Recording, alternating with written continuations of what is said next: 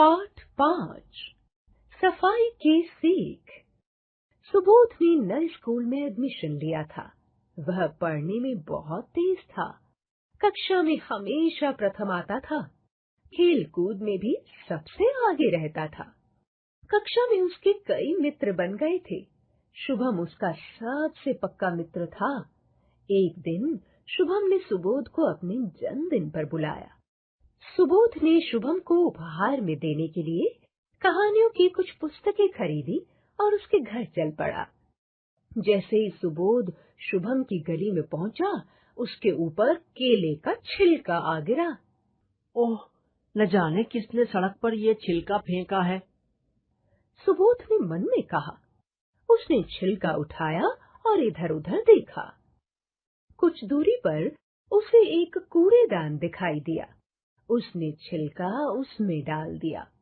कूड़ेदान के बाहर भी कूड़ा फैला हुआ था। चारों तरफ मक्खियां भिनभिना रही थी। इधर-उधर गंदगी फैली हुई थी। कुछ और आगे बढ़ा तो सुबोध को तेज बदबू आई। उसने नाक पर रुमाल रख लिया। उसने देखा कि नालियों में कूड़ा जमा होने से पानी रुका हुआ है। इसी पानी से बदबू आ रही है। सुबोध नाक पर रुमाल रखकर शुभम के घर पहुंचा। वहां शुभम के और भी मित्र आए हुए थे। उसने सुबोध को अपनी मम्मी और पापा जी से मिलवाया। शुभम की दादी बीमार थीं। सुबोध उनसे भी मिला। मेज पर खाने की चीजें रखी थीं, जिन पर बार-बार मक्खियां आ जाती थीं। सुबोध ने शुभम से कहा, शुभम, तुम्हारे मोहल्ले में इतनी गंदगी क्यों है? क्या नगर निगम के कर्मचारी इसे साफ नहीं करते? शुभम की माँ ने कहा, बेटा, नगर निगम की गाड़ी आती है। जगह-जगह कूड़ेदान भी है, पर कुछ लोग उनमें कूड़ा नहीं डालते। वे कूड़ा सड़क पर ही इधर-उधर फेंक देते हैं, इसलिए यहाँ गंदगी रहती है। अगले दिन सुबोध ने स्कूल में अपने अध्यापक जी को यह बात बताई। उसने कहा, इतनी गंदगी से तो वहाँ बीमारियां फैल जाएंगी। अध्यापक जी ने कहा, तुम ठीक कहते हो सुबोध। गंदगी से अनेक बीमारियां हो जाती हैं। नगर निगम का काम नगर को स्वच्छ रखना है, पर हमें भी नगर निगम की सहायता करनी चाहिए।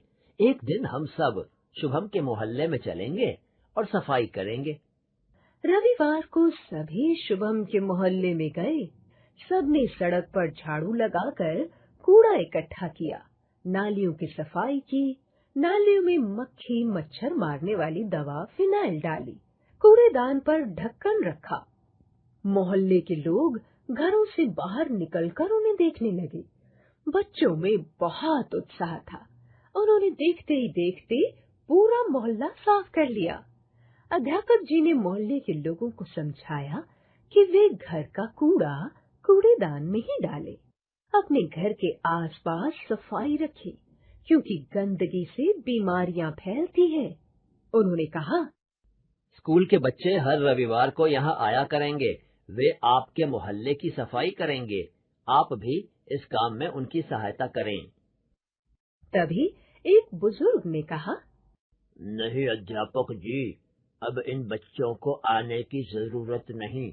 आपकी बात हमारी समझ में आ गई है। हम लोग स्वयं ही अपने मोहल्ले को साफ सुथरा रखेंगे। अब आपको यहाँ कभी भी कूड़ा कचरा और गंदी नालियाँ नहीं दिखाई देंगी। शब्दार्थ, कर्मचारी, काम करने वाले लोग, एम्प्लॉई। अनेक, बहुत सी, मैनी। स्वच्छ, साफ, क्लीन। सहायता, मदद, हेल्प। उत्साह, हौसला, उमंग, जोश, एंथुजियाज्म। स्वयं, खुद, ऑन माई ओन।